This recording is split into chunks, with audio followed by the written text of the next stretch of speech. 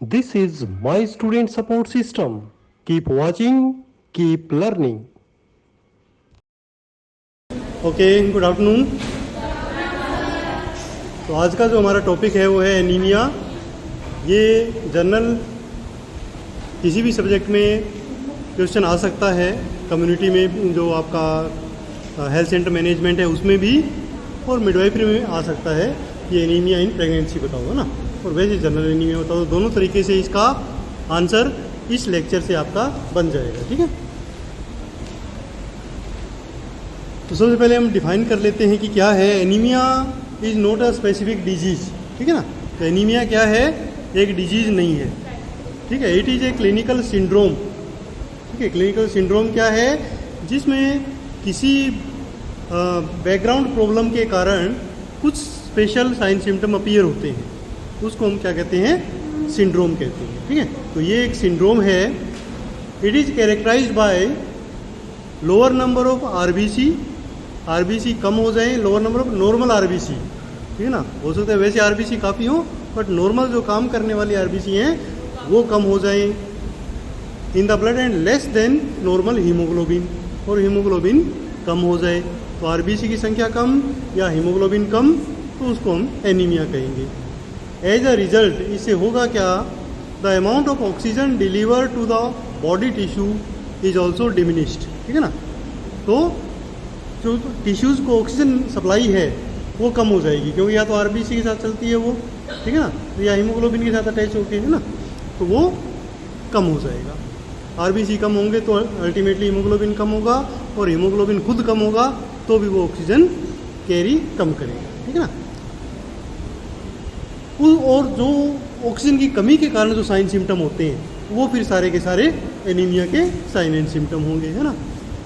अगर हम वैसे क्लासिफिकेशन का इतना इम्पोर्टेंस डायरेक्ट नहीं है, बट जब हम ट्रीटमेंट करते हैं तो थोड़ा हमें आइडिया होना चाहिए कि किस टाइप का एनीमिया है।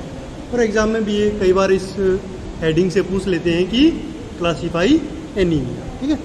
तो एनीमिया को क्लासीफाई करने के कई तरीके हैं, ठीक है। Different ways are there by which we classify the anaemia. उसमें 3 ग्रुप मेन हैं जो कॉज के आधार पर है, ठीक है ना। और भी क्लासिफिकेशन के तरीके हैं। कॉज बेस्ड यदि क्लासिफिकेशन करें तो हमारे पास 3 टाइप के एनीमिया होंगे। नंबर 1 हाइपोप्रोलिफरेटिव एनीमिया, ठीक है ना, हीमोलाइटिक एनीमिया, और तीसरा anaemia due to blood loss, ठीक है। तो इन तीनों ही तरीकों में वो एक कंडीशन आएगी, या तो आरबीसी नॉर्मल कम होंगी, और या क्या होगा, हीमोग्लोबिन लेवल कम होगा। हाइपोप्रोलिफरेटिव एनीमिया पहले हम देख लेते हैं।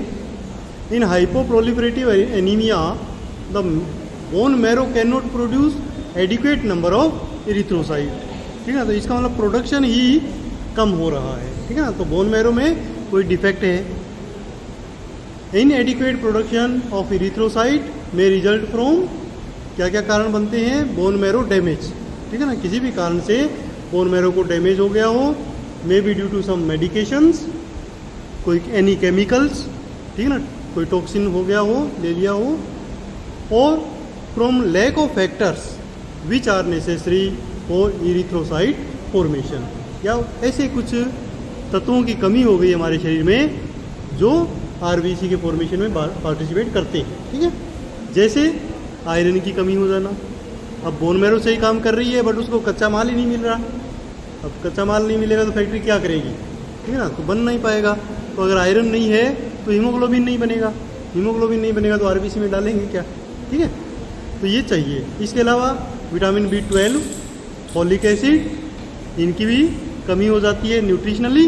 और एक इरिथ्रोपोइटिन हार्मोन है, अगर वो कम सीक्रेट होता है तो भी बोन मैरो सफिशिएंट रूप से इरिथ्रोसाइट नहीं बना पाएंगे। उसके बाद सेकंड नंबर पे आता है हीमोलाइटिक एनीमिया। वो तो था प्रोलिफरेटिव। प्रोलिफरेशन का मतलब क्या होता है, what is the meaning of proliferation? Proliferation word सुना है, क्या मतलब होता है? नंबर इंक्रीज होना, सेल्स का नंबर इंक्रीज होना, ये प्रोलिफरेशन है। तो उसमें प्रोलिफरेशन नहीं है, हाइपो प्रोलिफरेशन था ना। तो सेल्स नहीं बन रही। दूसरे कारण में है हीमोलाइटिक, तो हीमोलाइसिस होता है, मतलब ब्लड सही बन रहा है बट किसी कारण से डिस्ट्रॉय ज़्यादा हो रहा है, ठीक है। In haemolytic anaemia there is increase destruction of RBC. The increased RBC destruction result in decreased haemoglobin and ultimately anaemia और टिश्यू हाइपोक्सिया, ठीक है। अब हीमोलाइसिस हो किस किस तरीके से सकता है ना, कई कारण हो सकते हैं। Haemolysis can result from the abnormality within erythrocytes itself. RBC के अंदर खुद में ही कोई कमी हो तो हीमोलाइसिस हो सकता है। और इसका सबसे बड़ा कारण क्या है? सिकल सेल एनीमिया, जिसको आपको हाईलाइट करना है मंडे को, है ना। क्योंकि सिकल सेल एनीमिया ऐसी सेल्स होंगी आरबीसी की जो अपने आप ही डिस्ट्रॉय हो जाती हैं और कोई काम करती नहीं है, ठीक है ना। तो इससे भी एनीमिया होगा, ठीक है। और इसका कारण होता है ग्लूकोज 6 फॉस्फेट डिहाइड्रोजिनेज एंजाइम की डेफिशिएंसी, ठीक है ना। उसकी कमी के कारण ये हो जाता है और जब एक बार होने लगता है तो वो होता ही रहता है। तो इसलिए सीवियर एनीमिया सिकल सेल से हो सकता है। इसके अलावा कुछ ऐसी एबनॉर्मेलिटी जो प्लाज्मा में हो, ठीक है, जैसे इम्यून हीमोलाइटिक एनीमिया।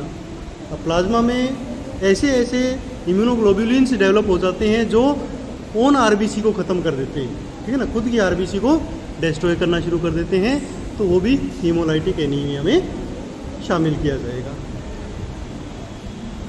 उसके बाद तीसरे नंबर का जो एनीमिया आता है वो आता है anaemia due to blood loss, ठीक है। ये तो समझना बिल्कुल सिंपल है भाई, किसी भी तरीके से ब्लड लॉस हो सकता है। Blood loss from gastrointestinal tract, ठीक है ना। अगर अंदर हमारे अल्सर बन जाए, गैस्ट्रिक अल्सर है, पेप्टिक अल्सर, इवन जो इंटेस्टाइन है उसमें कोई अल्सर बन गया हो, ठीक है, कार्सिनोजेंस हो, कैंसर हो गया हो, तो उन कारणों से जीआईटी में ब्लीडिंग हो सकती है, ठीक है ना। और ये काफ़ी खतरनाक होती है। क्यों खतरनाक होती है? क्योंकि पता नहीं चलता, ठीक है ना। धीरे धीरे वो स्टूल में पास हो जाती है, टॉयलेट में पास करके आ गए, आपको पता ही नहीं चलेगा कि ब्लड लॉस हुआ है। अगर बाहर से निकला, यहाँ से अंगुली कट गई तो पता लगा, तुरंत रोक लिया, बट उसका तो पता ही नहीं लगता, तो रोकेंगे कैसे, है ना। तो ये काफ़ी सीवियर कंडीशन है। इसी प्रकार की सीवियर कंडीशन इंटेस्टाइनल पैरासाइट्स है। इस पर भी आपको जोर देना है उस दिन, है ना, बताना है कि अगर पेट में कीड़े हैं तो पेट दर्द तो अलग चीज़ है, इसके अलावा एनीमिया हो जाएगा जो आगे और काफ़ी प्रॉब्लम्स को क्रिएट करेगा, ठीक है ना। तो एनीमिया का एक कारण वर्म इन्फेस्टेशन भी है। इसके अलावा एपिस्टेक्सिस हो सकता है, नोज ब्लीडिंग, ठीक है ना, वो हो सकती है। ट्रोमा हो सकता है, काफ़ी बड़ा कारण ये देखा जाता है कि कोई गिर गया, चोट लग गई, उससे ब्लीडिंग हो गई, टाइम पे नहीं रुकी तो ज़्यादा ब्लड लॉस हो जाएगा और एनीमिया हो जाएगा, है ना। इसके अलावा bleeding from genito urinary tract, ठीक है। जेनाइटो यूरिनरी ट्रैक्ट से जो मासिक ब्लीडिंग होती है लेडीज़ में, वो भी एनीमिया का कारण बनती है, स्पेशली यंग गर्ल्स में। और मिनोरेजिया अगर हो, ठीक है ना, मिनोरेजिया क्या होगा? हाँ, एक्सेसिव ब्लीडिंग ड्यूरिंग पीरियड्स, ठीक है ना, तो वो क्या हो जाएगा? मिनोरेजिया, और ये भी कारण बनाएगा एनीमिया का। अब classification of anaemia cause base पे, है ना, कारण बेस पे हो गए हमारे, है ना, कि वो कारण थे। अब आता है दूसरा टाइप का एनीमिया जो डिपेंड करता है हीमोग्लोबिन लेवल पर, ठीक है। पहला क्लासिफिकेशन था बेस्ड ऑन कॉज, क्या कारण है, जिसके 3 कारण थे। दूसरा क्लासिफिकेशन आता है हमारे पास सीवियरिटी के बेस पे, ठीक है ना, कितना गंभीर है। और गंभीरता कहाँ से नापेंगे? हीमोग्लोबिन लेवल से। तो नॉर्मल हीमोग्लोबिन रेंज होना चाहिए हमारा 14 to 18 for main and 12 to 16 for women. अगर इससे कम है तो फिर एनीमिया माना जाता है, ठीक है ना। बट स्टिल थोड़ा सा हम इसमें छूट दे देते हैं। माइल्ड एनीमिया हम कहाँ पर लेंगे? जब वो 10 ग्राम पर डेसीलीटर से कम हो जाए तो वो माइल्ड एनीमिया की कैटेगरी में आएगा। मॉडरेट एनीमिया होगा 8 से लेकर 9.9 तक, और सीवियर एनीमिया हो जाएगा 7.9 से नीचे, ठीक है ना। तो ये हमारा क्लासिफिकेशन नंबर 2 हो गया, ठीक है। इसके अलावा जो ये क्लासिफिकेशन के बेस पे क्लिनिकल साइन सिम्टम क्या होंगे, तो क्लिनिकल साइन सिम्टम दो टाइप से निकलेंगे, एक तो हीमोग्लोबिन कम होने से और दूसरा ऑक्सीजन कम होने से, ठीक है ना। दो टाइप से फिर वो लक्षण पैदा होंगे। Mostly patient remain asymptomatic in mild to moderate anaemia. अब ये भी आप वहाँ बता सकते हो क्लियर जब कम्युनिटी में जाते हैं कि माइल्ड और मॉडरेट का तो पता ही नहीं चलेगा, इसलिए ये कैंप्स लगाए जाते हैं, ठीक है ना, क्या कि जांच करवा लो, ठीक है ना, सभी महिलाओं की जांच करा लो। वो माइल्ड और मॉडरेट तक, यानी 8 से कम तक का तो आपको लेडी को पता ही नहीं चलेगा ये, ठीक है। तो अगर वो जांच करा लेगी तो उसको पता लग जाएगा उसमें एनीमिया है, ठीक है। इसके अलावा कुछ साइन सिम्टम साथ में और आ सकते हैं, फटीग, थकावट होना। अब थकावट को लोग, कई लेडीज ऐसे मान लेती हैं कि वैसे ही काम करके थक गई होगी, तो कब पता लगेगा, जब वो हीमोग्लोबिन टेस्ट कराएगी, तो जांच ज़रूरी है। इसके अलावा जब सीवियर हो जाएगा तो pain in bone, chest and joint, ठीक है ना, पेन शुरू हो जाती है। अब जॉइंट में पेन हो, अंदर से दर्द हो रहा हो हड्डियों में, तो वैसे तो और भी कई कारण हैं बोन की कोई प्रॉब्लम, बट साथ में ये भी चेक करा लेना चाहिए कि कहीं एनीमिया तो नहीं है, ठीक है ना। तो एनीमिया का भी एक रिजल्ट हो सकता है कि पेन हो रहा हो बॉडी में। इसके अलावा सांस लेने में तकलीफ होती है, थोड़ा सा सीढ़ी चढ़े, जैसे जो हार्ट वाली प्रॉब्लम होती है ना, वो यहाँ भी होती है। क्यों? क्योंकि हार्ट प्रॉब्लम में भी यही होता है कि टिश्यूज़ को ऑक्सीजन नहीं मिल पा रही, और एनीमिया में भी यही हो रहा है ना। तो जल्दी थकेगा, सांस चढ़ेगी, सांस फूलेगा जब वो थोड़ा सा तेज़ दौड़ेगा या सीढ़ियाँ चढ़ेगा। तो ऐसे कोई लक्षण लेडीज में आ रहे हैं तो उसको चेक करवाना, ठीक है ना। डिजीनेस, आलस्य रहेगा, नींद आ रहेगी होगी, है ना। ओके लास्ट वाला क्लिनिकल मैनिफेस्टेशन क्या होगा? डिजीनेस, मतलब ऐसे नींद सी आती रहेगी तो अपने क्लास में अगर किसी को नींद आ रही है तो चेक करवा लेना कि कहीं हीमोग्लोबिन कम ना हो, है ना। और भी प्रॉब्लम हो सकती हैं। नेक्स्ट, टैकीकार्डिया, ठीक है ना, हार्ट रेट तेज़ हो जाएंगी, वीकनेस, जनरल वीकनेस आएगी, पेलर स्किन, ठीक है ना, स्किन पीली पड़ेगी, पेलर नेल्स, नाखून पीले होंगे, म्यूकस मेम्ब्रेन पीली होगी जो आंखों से दिखेगी, है ना, यहाँ से अपन देख सकते हैं। और कोल्ड हैंड एंड फीट, जो हाथ और पैर थोड़े ठंडे फील होंगे आसपास के दूसरे दोस्तों की बजाय, ठीक है ना। तो इसका मतलब एनीमिया हो सकता है। डायग्नोस्टिक इन्वेस्टिगेशन क्या कराएंगे? सबसे पहले हिस्ट्री टेकिंग, कि क्या साइन सिम्टम आ रहे हैं, कब से आ रहे हैं। फिजिकल एग्जामिनेशन करेंगे जिसमें नेल्स, स्किन और आइज़ को चेक करेंगे कि पेलर तो नहीं है, ठीक है ना। Complete blood count and haemoglobin, जिसमें आरबीसी का भी पता लग जाएगा और हीमोग्लोबिन लेवल पता लग जाएगा। रेटिकुलोसाइट काउंट, ठीक है, ये थोड़ा और एडवांस टेस्ट है जिसमें पता लगेगा कि कहीं सेल बनने में ही तो प्रॉब्लम नहीं आ रही है ना। Serum iron level, serum vitamin B12 level, folic acid level, stool examination for occult blood and ओवा एंड सिस्ट, ठीक है ना। तो स्टूल एग्जामिनेशन में हमें मेनली दो बातों का पता चलता है कि या तो ब्लड उसमें नहीं आ रहा, और ओकल्ट ब्लड का मतलब होता है छिपा हुआ ब्लड जो दिखता नहीं है, और दूसरा ओवा एंड सिस्ट, वर्म इन्फेस्टेशन है तो ओवा एंड सिस्ट आएंगे स्टूल के अंदर, ठीक है ना। ये अब आ जाता है कि अगर मान लो प्रेगनेंसी में एनीमिया हो, जो हमारा मूल टॉपिक आ गया, तो क्या होगा? तो और भी ज़्यादा नुकसान होगा नॉर्मल की बजाय। कि थ्रू आउट प्रेगनेंसी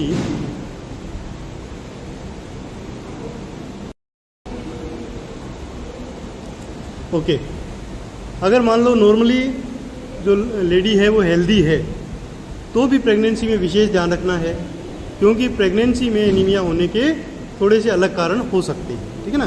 क्या कारण है? कि through out pregnancy the amount of blood in the pregnant lady increases 20 to 30%।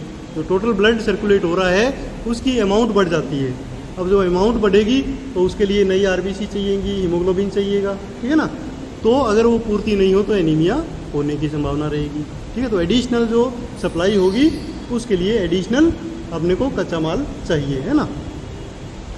That means the pregnant lady need more iron to form more RBCs, है ना।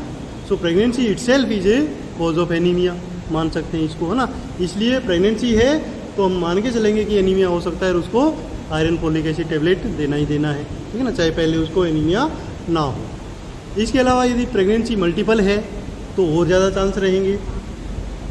इसके अलावा अगर वो लेडी आयरन कम खा रही है, न्यूट्रिशनल डेफिशिएंसी है आयरन की, तो उसको एडिशनल एनीमिया हो जाएगा, है ना। इसके अलावा है बैक टू बैक प्रेगनेंसीज हो रही हैं, ठीक है ना, हर साल, हर 1.5 साल बाद, हर 2 साल बाद प्रेगनेंसीज हो रही हैं, तो भी एनीमिया होगा। तो इसको भी आपको वहाँ पर कम्युनिटी में बताना है कि बच्चों में गैप इसलिए खुद की हेल्थ के लिए भी ज़रूरी है, ठीक है ना, क्योंकि बॉडी को वापस अपने लेवल पे आने के लिए समय चाहिए, अदरवाइज एनीमिया की दर हर प्रेगनेंसी के बाद कम होता जाएगा, ठीक है ना, एनीमिया बढ़ता जाएगा और हीमोग्लोबिन कम होता जाएगा।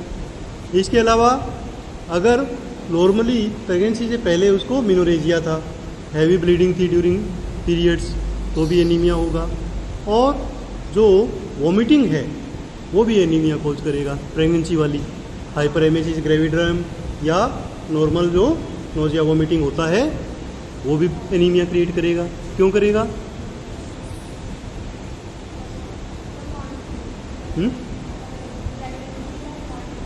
हाँ, क्योंकि नॉर्मली वो जो आयरन और फॉलिक एसिड वगैरह ले रही है वो तो खाते ही निकल रहा है, तो एब्जॉर्ब नहीं होगा, तो भी एनीमिया हो जाएगा, ठीक है। अब आता है कि मैनेज कैसे करेंगे, ठीक है ना। तो एनीमिया को मैनेज करना वैसे सिंपल है, अगर वो सीवियर लेवल तक नहीं पहुंचाए तो माइल्ड मॉडरेट को हम इजीली मैनेज कर सकते हैं। Management of anaemia depend upon cos of the anaemia. आज ये फोन क्लास लेने नहीं है। Management of anaemia depend upon underlying cause, वो हम आइडेंटिफाई कर ही लेंगे जो हमने टेस्ट करवा लिए उससे। For iron deficiency anaemia, iron preparation such as ferrous sulphate, ferrous gluconate और फेरस फ्यूमेरेट, ये टैबलेट्स प्रेस्क्राइब की जा सकती हैं, ठीक है। In the situations where oral iron is not absorbed, then IV और आईएम एडमिनिस्ट्रेशन ऑफ आयरन में भी नीडेड, ठीक है ना। Diet modification is advised simply, ठीक है। तो ये माइल्ड और मॉडरेट के लिए ये ट्रीटमेंट हम कर सकते हैं। इसके अलावा एप्लास्टिक एनीमिया अगर होता है तो उसको मैनेज करना पड़ेगा हमें इम्यूनो सप्रेसिव मेडिसिन से, है ना, क्योंकि ये प्रकार से ऑटो इम्यून डिजीज होगी, तो हमें इम्यूनिटी को कम करने के लिए कुछ मेडिसिन देनी पड़ेगी ताकि वो आरबीसी को डिस्ट्रॉय ना करे, है ना। इसके लिए कुछ मेडिसिन होती हैं जैसे एंटी थाइमोसाइड ग्लोबुलिन या साइक्लोस्पोरिन, ये मेडिसिन जो है वो उसको जो इम्यूनिटी है वो कम कर देगी और एनीमिया प्रिवेंट कर देगी, ठीक है, और ठीक हो जाएगा धीरे धीरे कैंडिडेट, है ना। इसके अलावा कभी कभी बोन मैरो ट्रांसप्लांट की ज़रूरत भी पड़ सकती है और बोन स्टेम सेल ट्रांसप्लांट की ज़रूरत भी पड़ सकती है, ठीक है। ये थोड़ा सीवियर केस के लिए हो जाएगा। अगर फोलिक एसिड डेफिशिएंसी है, क्लियर पता लग गया कि ब्लड में फोलिक एसिड कम है, तो फोलिक एसिड अलग से हम दे सकते हैं उसको, है ना। तो amount of folic acid diet में बढ़ा देंगे और 1 मिलीग्राम फोलिक एसिड कम से कम चाहिए, तो कम पड़ रहा है तो टैबलेट फॉर्म में भी हम सप्लीमेंट्री उसको आयरन दे देंगे। अगर विटामिन B12 की डेफिशिएंसी के कारण एनीमिया आ रहा है, जिसको हम मेगलोब्लास्टिक एनीमिया बोलते हैं, तो उसके लिए हमें विटामिन B12 रिप्लेसमेंट देना पड़ेगा, जिसमें मंथली एक IM इंजेक्शन लगता है विटामिन B12 का, ठीक है। 4 महीने तक, फिर बीच में रोक के दोबारा दे सकते हैं, तो साथ साथ में हीमोग्लोबिन चेक करवाते रहेंगे, ठीक है। सिकल सेल एनीमिया है तो उसके लिए थोड़ा सा एडवांस जाना पड़ेगा, मेडिकली ट्रीटमेंट नहीं है, ब्लड स्टेम सेल ट्रांसप्लांट करना पड़ सकता है। जब तक वो नहीं हो तब तक ब्लड ट्रांसफ्यूजन की ज़रूरत पड़ सकती है, ठीक है ना। It is the cause of, अब कॉज ये सिंपल है, वर्म इन्फेस्टेशन पता लग गया हमें तो और भी इजी इलाज है, OPD बेस पे हो जाएगा। एंटी हेलमिन जो मेडिसिन है वो उसको दे देंगे कीड़े मारने वाली, और जो क्लाइंट है उसका एनीमिया दूर हो जाएगा, ठीक है ना। तो ट्रीटमेंट सिंपल है। अगर मान लो ब्लड लॉस या हीमोलाइटिक एनीमिया है तो उसके लिए क्या करेंगे, कॉज आइडेंटिफाई करेंगे कि हीमोलाइसिस क्यों हो रहा है, ठीक है ना। कोई डिजीज़ हो सकती है उसके कारण हीमोलाइसिस हो सकता है, या जो और हमने कॉज देखे GIT में से आ रहा है, अल्सर बने हुए हैं, तो उनका ट्रीटमेंट करेंगे ना, अंडरलाइन डिजीज़ का ट्रीटमेंट करेंगे। अल्सर का, पाइल्स का सर्जरी करनी इसमें पड़ सकती है। अगर सीवियर एनीमिया हो किसी भी कारण का और रेस्पॉन्ड नहीं कर रहा हो मेडिकली, तो फिर ब्लड ट्रांसफ्यूज़न लास्ट हथियार के रूप में हम यूज़ करते हैं। बीटी देंगे ताकि हीमोग्लोबिन जो है वो इंक्रीज हो जाए। ठीक है, ड्यूरिंग प्रेगनेंसी अगर क्योंकि डिमांड इंक्रीज है तो चाहे एनीमिया हो चाहे नहीं हो, at least 100 IFA tablet 1 tablet daily के हिसाब से उसको देनी ही देनी है।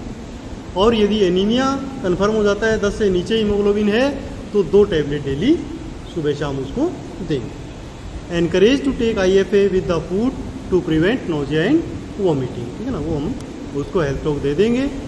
नर्सिंग मैनेजमेंट क्या करेंगे? नर्सिंग मैनेजमेंट डिपेंड करेगा, यदि OPD में है तो उसके हिसाब से हम बताएंगे, IPD में है तो उसके हिसाब से करेंगे, है ना। फॉर असेसमेंट सबसे पहले असेसमेंट करेंगे। For assessment health history, diet history and physical examination, तो एक असेसमेंट लेवल आ जाएगा हमारा।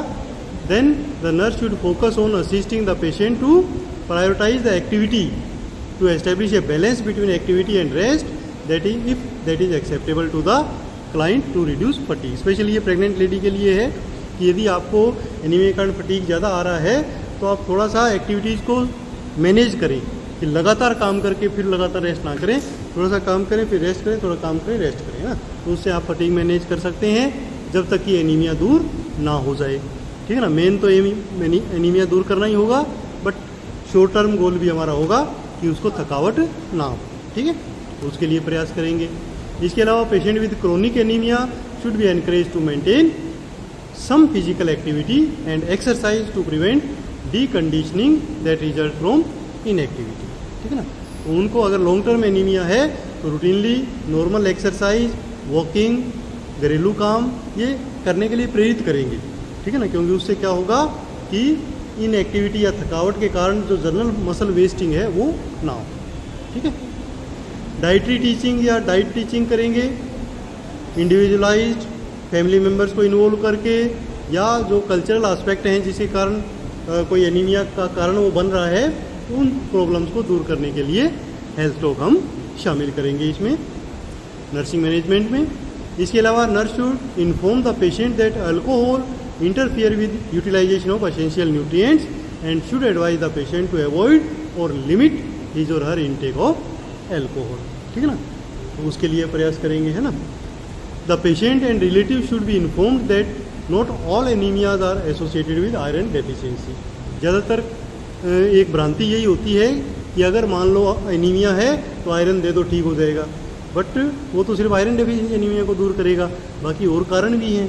तो अगर मान लो आयरन टैबलेट देने से भी एनीमिया कम नहीं हो रहा है, ठीक नहीं हो रहा है, तो फिर उसको कंप्लीट जांच करवा के अंडरलाइन कोज को ट्रीट करना पड़ेगा। तो ये भी हम जनरल जब हेल्थ टॉक देते हैं तो बता देते हैं, है ना, कि सारे के सारे एनीमिया आयरन की कमी वाले नहीं होते हैं। Patient with acute blood loss और सीवियर हीमोलाइसिस में have decrease tissue perfusion. Tissue perfusion कम होता है, मतलब टिश्यूज़ में ऑक्सीजन कम पहुँच रही है ना, तो उसके कारण क्या होगा, जो ब्लड वॉल्यूम भी कम होगा और क्लाइंट जो है वो शॉक में भी जा सकता है। तो उसके लिए IV फ्लूइड और जो ब्लड एक्सपेंडर्स हैं वो भी हमें देने पड़ सकते हैं। पेशेंट विद सीवियर एनीमिया में रिक्वायर ऑक्सीजन थेरेपी, कई बार ऑक्सीजन लगाने की जरूरत पड़ सकती है, तो एज पर डॉक्टर ऑर्डर हम उसको ऑक्सीजन स्टार्ट करेंगे। The nurse monitors the patient, ये IPD वाले पेशेंट आगे सीवियर वाले, है ना। अगर सीवियर है तो फिर हम उसको कंटिन्यू मॉनिटर करेंगे, ऑक्सीमीटर लगा के ऑक्सीजन लेवल क्या चल रहा है उसका वो देखेंगे, और जो भी वो एक्टिविटी कर रहा है उसके जो इन्वेस्टिगेशंस हैं वो सारा का सारा हम रिकॉर्ड मेंटेन करेंगे, और अगर कुछ प्रॉब्लम ज़्यादा आती है, सीवियर और होता है, तो इन्फॉर्म करेंगे फिजिशियन। अब जब हॉस्पिटल से डिस्चार्ज होगा तो डिस्चार्ज प्लानिंग में भी हम उसको बताएंगे कि एक तो अपना ड्रग थेरेपी पे ध्यान रखें जब तक उसको, क्योंकि घर पे भी लंबे समय तक ट्रीटमेंट चलेगा उसका, है ना, और डाइट के ऊपर ध्यान दें। ठीक है ना, तो वो हेल्थ टॉक दे के हम उसको डिस्चार्ज कर सकते हैं। तो ये छोटा सा हमारा टॉपिक हो गया anaemia. My student support system. Keep watching, keep learning.